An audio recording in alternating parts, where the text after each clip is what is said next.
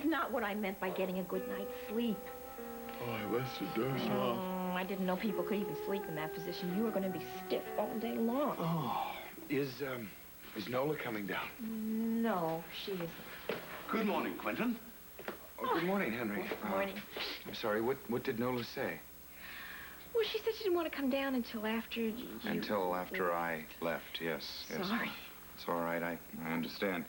Perhaps I should go out and shovel the snow out from around my car and leave. Things to take care of. Oh, morning, everybody. Good morning. Thanks for letting me use your razor, Tony. You are very welcome, Mr. Chamberlain. Finally woke up, huh? I think so. You were sound asleep when Floyd and I went through to start digging the cars out this morning, but you looked so cute I didn't have the heart to wake you.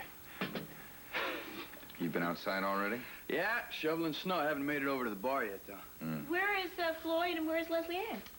They left. Oh, listen, I dug your car out. Mr. Chamberlain, yours is all clear, too. Oh, thanks. Well, thank you. That's very Welcome. kind. Quint, why don't you go wash your face? You'd wake up and feel up. I think you're right. Then I better get home. I have some unfinished business to take up. That poor man, I feel so sorry for him. You'll be all right, Ma. Listen, I'm gonna get out in the bar and see if everything's okay. What could go wrong?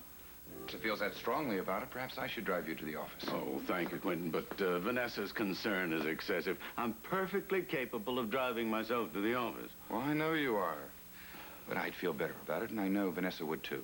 No, I'm not going to give in to her on these little things. Next thing you know, she won't let me out of the house without my galoshes. Henry, it's no inconvenience for me. Besides, from what Mrs. Renfield told me on the phone, the person that I most want to see is at Spaulding Enterprises this morning. Oh, is this the unfinished business you mentioned? Partly. I won't go into all the details of the current problem between Nola and I, but suffice it to say that the person that orchestrated this current problem is at Spaulding, and I want to deal with her right now. You're talking about Rebecca Cartwright? Yes, I am. I mean, Nola won't even speak to me, and I may lose her forever. If that's the case, I could easily just... Now, maybe I better drive you to the office. No, Henry, I'll be fine, thank you. I'll do the driving, but I'd like to leave right now, if you don't mind. I don't want to lose one more minute before I face that woman. Oh. Grace? I just started getting out of the cab. I know. Grace is here? I didn't know anything about Who that. is all of a sudden? Grace, what are you doing here? My goodness.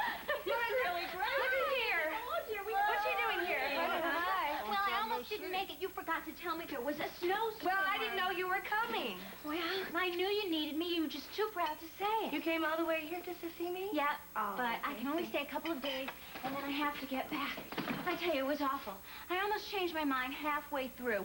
We landed in Chicago, then I had to take a bus here. Well, I'm just glad you're here. Oh, my. We're all glad you're here, Grace. It's good to see you. Listen, I gotta take this outside before it gets cold. Okay, honey. See you in a while. Well, why don't you relax and warm up, and I'll make you a cup of coffee. Oh, that sounds great, but first I want to hear everything Well, about come on, Mr. let's go up to McCord. my room then. Come on. Okay. Oh, don't mind me. I'm just your mother. Mom, we gotta talk alone. Oh, all right. Just let me know if you're hungry. I'll make you some breakfast. Well, we are hungry. Could you bring it up? No, I couldn't bring it upstairs. I got a lot to do. Oh, it won't be long. We'll be there. Quentin, I know that you're very upset about something, but don't you think you ought to try to calm down a little before you go and see Miss Cartwright? Oh, better still. Put off seeing her till later in the day. No. See her at home after you've had some rest. No, Mr. Chamberlain, this cannot wait. My entire future with Nola is in jeopardy. I have to deal with this woman now. Well, all right. I know I shouldn't interfere. But if you and Nola love each other as much as you say you do, you won't let anyone come between you. I wish I could believe that, Mr. Chamberlain. Well, you just better. Oh, would you promise me something? If I can. Well, after you've seen Miss Cartwright, no matter what's happened, will you come back here? I'm concerned about you. I just want to make sure you're all right. Yes. Yes, of course. Thank you.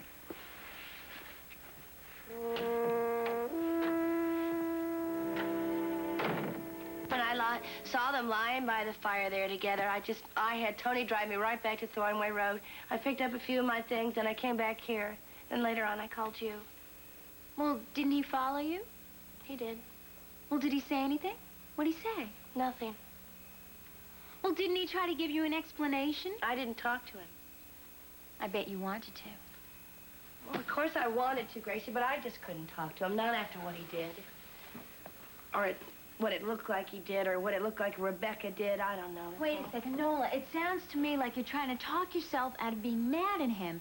Now, when I spoke to you on the phone, you said to me that the whole thing was over forever, your entire life was ruined. And I believed you. I flew back here thousands of miles, and now it sounds like you want to run back there. Gracie, I'm not going to go back there. I wouldn't go back there even if I wanted to. Well, that's good. Because as far as I'm concerned, you're well rid of that house. Why? Because it's spooky and depressing. And you're well rid of Mr. McCord, too. I thought you liked him. How can I, after all the things he's done to you? Besides, remember what we heard on that tape? The man is a murderer. He's not a murderer, Gracie. He wouldn't hurt anybody even if he tried. Not even Rebecca? Not even Rebecca.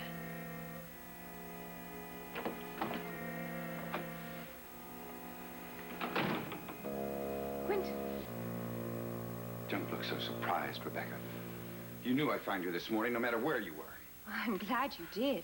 I was ever so worried about you. You didn't come home at all last night. I was wondering where you were. Where I was. No concern of yours. Now listen to me. You have tomorrow to pack and find a house. Because the day after tomorrow, you will be out of my home. Do you understand? You can go to the police, you can go to Nola, you can go to whoever you want. But the fact still remains, the day after tomorrow, you will be out of my house for good.